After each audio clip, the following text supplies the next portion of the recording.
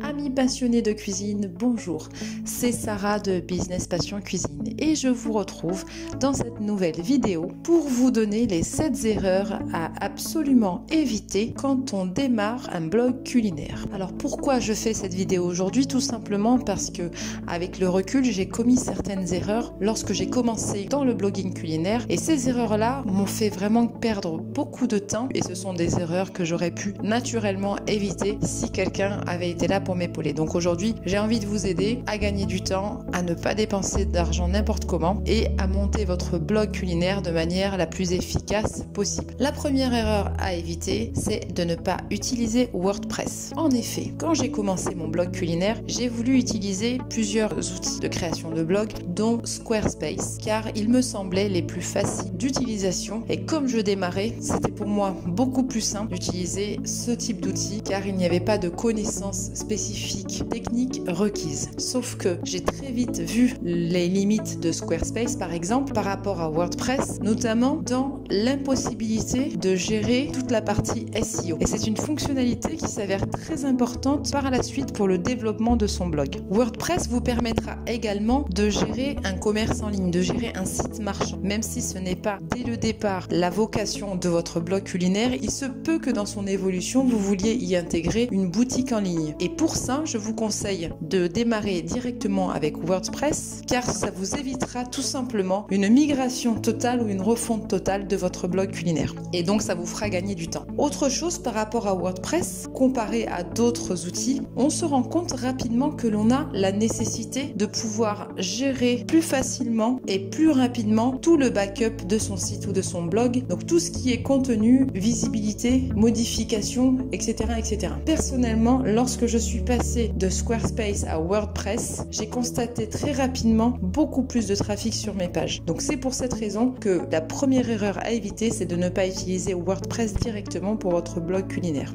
Deuxième erreur à éviter, négliger le choix de l'hébergeur. Ce qu'on attend réellement d'un hébergeur, c'est une bonne performance de l'hébergement, c'est une réactivité du support technique, c'est des prix raisonnables et surtout une facilité de gestion. Personnellement, j'ai 2 hébergeurs à vous conseiller. Planet Hoster avec la version World qui est une version moins coûteuse mais suffisante pour votre blog culinaire et OVH.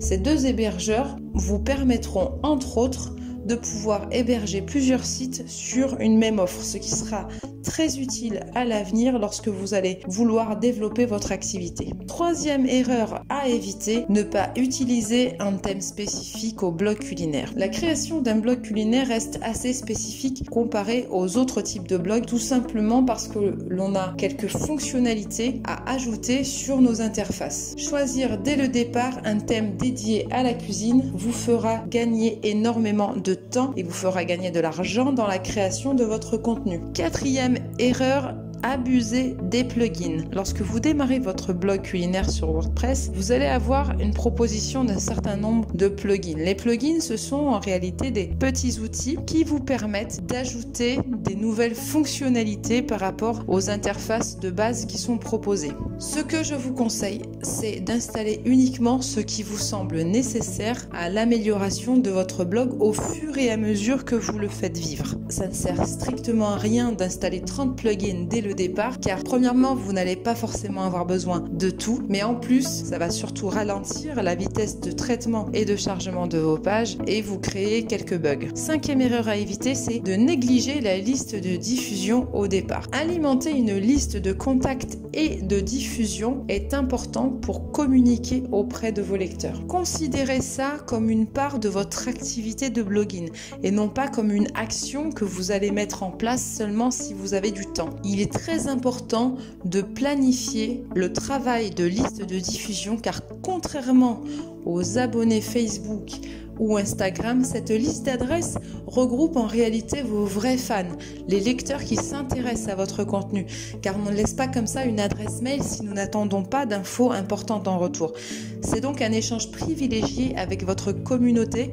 Il faut savoir en tirer les bénéfices. Donc ne négligez pas cette liste de diffusion. Construisez-la au fur et à mesure. Elle vous sera très utile dans le développement de votre business et dans le rapport que vous allez entretenir avec votre communauté. Sixième erreur à éviter, éviter, c'est de faire cavalier seul. Lorsque vous allez commencer à bloguer, au départ c'est amusant, c'est excitant, mais vous allez très vite sentir venir le sentiment d'isolation, seul chez vous sur votre canapé. Donc ce que je vous conseille, c'est de rejoindre une communauté de blogueurs car ça vous aidera à vous sociabiliser et ça favorisera l'échange entre blogueurs culinaires, comme par exemple le partage de communauté, car sans pour autant être en concurrence directe avec d'autres blogs, leurs lecteurs s'intéresseront aussi à votre contenu et inversement. L'autre avantage de ces communautés de blogs, c'est également la mine d'informations utiles, de conseils et tutos pour la gestion et le trafic de votre blog. Donc pour ça, je vous conseille d'aller par exemple sur overblog.com qui est un annuaire qui répertorie les différents blogs par catégorie d'activité. Donc allez sur la catégorie cuisine et vous allez pouvoir sortir une liste des différentes communautés de blogs qui existent sur le thème de la cuisine. Enfin, septième et dernière erreur à éviter, c'est de ne pas respecter votre rythme de publication.